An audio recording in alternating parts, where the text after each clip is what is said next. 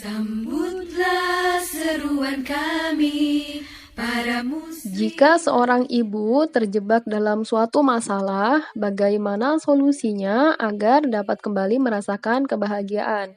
Saudariku, rahimakumullah, perlu diingat bahwa seberat apapun ujian, tidak seberapa jika dibanding dengan ujian yang pernah diterima oleh Nabi dan Rasul. Tetapi yang perlu diingat bahwa jika suatu masalah dan ujian tidak ada solusinya, tidak ada penyelesaiannya, maka akan menjadi bom waktu.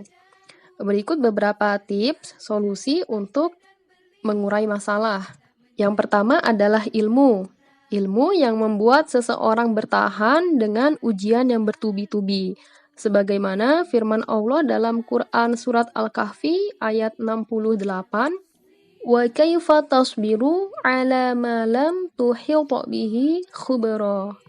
Dan bagaimana engkau akan dapat bersabar atas sesuatu sedang engkau belum mempunyai pengetahuan yang cukup tentang itu.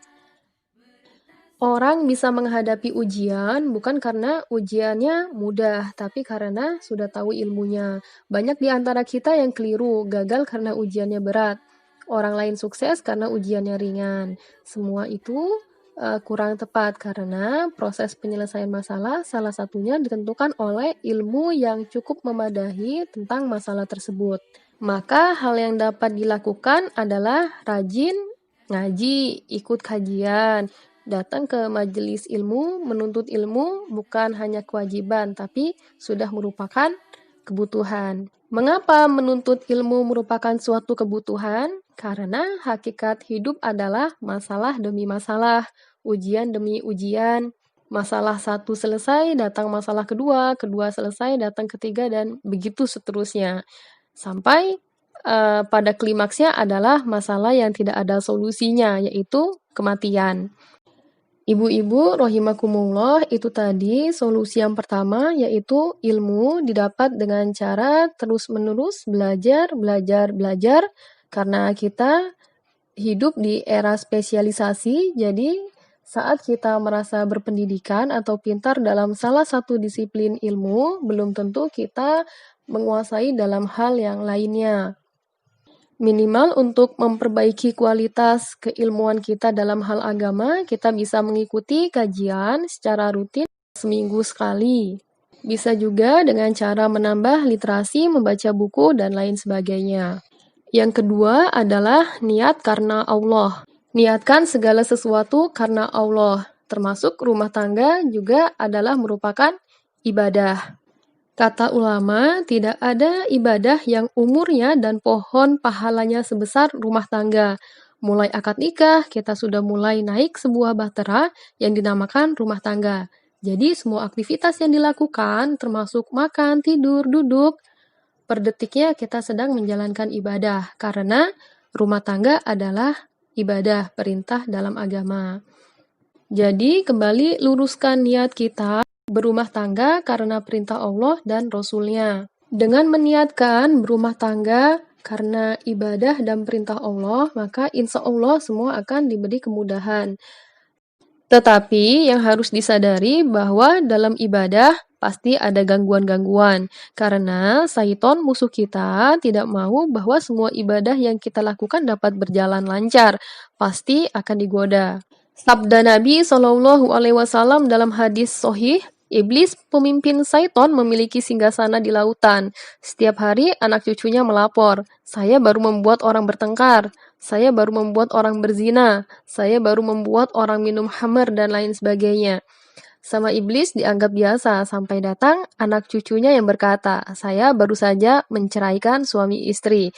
Kalimat ini membuat iblis mengambil anak cucunya yang melapor tadi dan didudukan di sebelah singgasananya dan diberhentikan dari tugasnya karena dianggap telah melakukan prestasi yang tertinggi. Untuk itu, selalulah memohon pertolongan kepada Allah dan selalu meluruskan niat. Kemudian yang ketiga, melakukan semua ibadah yang wajib. Tidak hanya sekedar menjalankan kewajiban, tetapi harapannya juga bisa memperhatikan kualitasnya. Kemudian jauhilah perbuatan yang haram dan perbuatan syirik. Saudariku, Semua manusia tidak terlepas dari perbuatan dosa, terlebih manusia yang dibilang makhluk yang kurang akal dan agamanya. Akan tetapi, sebaik-baik seorang hamba yang berbuat dosa adalah segera bertaubat kepada Allah Azza wa Jalla ketika terjerumus ke dalamnya. Rasulullah Shallallahu Alaihi Wasallam bersabda yang artinya, semua anak Adam banyak berbuat salah, dan sebaik-baik orang yang berbuat salah adalah orang yang bertaubat. Dan ketahuilah bahwa dosa dan maksiat sangat berbahaya bagi hati, seperti bahayanya racun apabila masuk ke dalam tubuh. Semua keburukan dan bencana yang menimpa tidak lain dikarenakan dosa dan maksiat. Terlebih jika dosa itu termasuk dosa syirik, yang merupakan perkara paling berbahaya bagi manusia, karena dosa syirik adalah dosa yang tidak terampuni. Upaya selanjutnya adalah ikhtiar semaksimal mungkin. Beberapa hal yang dapat dilakukan adalah mencari tahu apa saja hal yang dapat memicu, mencegah, dan bisa meredakan emosi negatif kita. Bisa juga curhat dengan suami atau orang yang kita percaya memiliki kemampuan untuk memberikan solusi. Bekerja dan beristirahat secukupnya, pahami keterbatasan diri kita, dan terima bantuan dari pihak lain. Dan kita juga bisa mendelegasikan tugas-tugas kita agar dapat meringankan beban kita, kemudian kita juga bisa lebih fokus ke prioritas pekerjaan kita. Bisa juga dengan mengikhtiarkan lahir dan batin kita, yaitu dengan cara berolahraga, ikut komunitas, aktif di kegiatan yang positif, dan lain sebagainya. Tidak membanding-bandingkan kondisi kita dengan orang yang lain. Kemudian ketika masih juga tidak teratasi, kita juga bisa berkonsultasi dengan tenaga ahli seperti psikolog. Ya, jangan sampai menjadi bom waktu jika masalah tersebut tidak menemukan titik temu.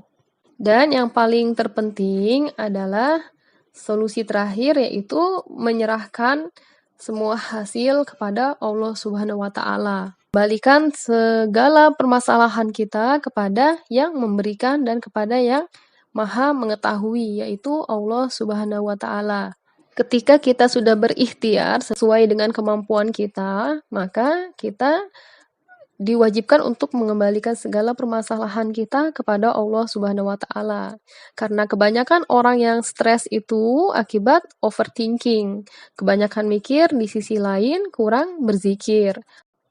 Padahal Allah sudah menjanjikan bahwa rezeki dan jalan keluar itu akan muncul dari arah yang tidak disangka-sangka oleh manusia, bukan sesuai dengan apa yang telah difikirkan oleh manusia. Padahal saat kita mendapatkan masalah, Allah hanya memerintahkan kita untuk fokus ke tugas kita hanya sebagai seorang hamba, mengerjakan segala hal yang diperintahkan kepada kita. Apa tugas utama seorang hamba? Yaitu adalah untuk beribadah, senantiasa berzikir, mengingat kebesaran Allah, memperbaiki tauhid dan keimanan kita. Berpikir itu ada porsinya, sesuai dengan batas kemampuan makhluk. Sedangkan untuk kapan masalah bisa terselesaikan, bagaimana caranya, kemudian apa hasilnya, itu merupakan domain dari Sang Maha Pencipta. Selain itu, hendaknya kita juga melihat segala sesuatu dari dua sisi. Jangan melihat beban sebagai beban. Lihat juga dari sisi positifnya. Pasti ada hikmah, pesan positif dan kebaikan yang didapat dari suatu masalah. Sebagian ulama berkata, Innal ibtila fit dunya. Sesungguhnya masalah dan ujian di dunia bukan untuk menguji kekuatan kita, tapi untuk menguji seberapa kuat kita meminta pertolongan kepada Allah Subhanahu wa Ta'ala. Inilah saatnya kita bersimpuh di hadapan Allah Subhanahu wa Ta'ala. Mungkin kalau tidak diberi ujian seperti ini, kita kurang meresapi kalimat La haula wa la quwwata illa billah. Tidak ada daya dan kekuatan kecuali dengan pertolongan Allah. Kita sedang lemah, berada di titik nadir. Jika kita meresapi kalimat tersebut, Allah akan memudahkan kita. Quran Surat At-Talaq ayat 3, wa yarzuqhu min haitsu la yahtasib, dan dia memberinya rezeki dari arah yang tidak disangka-sangka. Wa may yatawakkal 'alallahi fahuwa hasbuh. Dan barang siapa bertawakal kepada Allah, niscaya Allah akan mencukupkan keperluannya atau akan memberikan solusi dari masalah-masalah kita. Baik, sementara saya cukupkan. Kita lanjut di sesi tanya jawab. Saya akhirul kalam. Wassalamualaikum warahmatullahi wabarakatuh.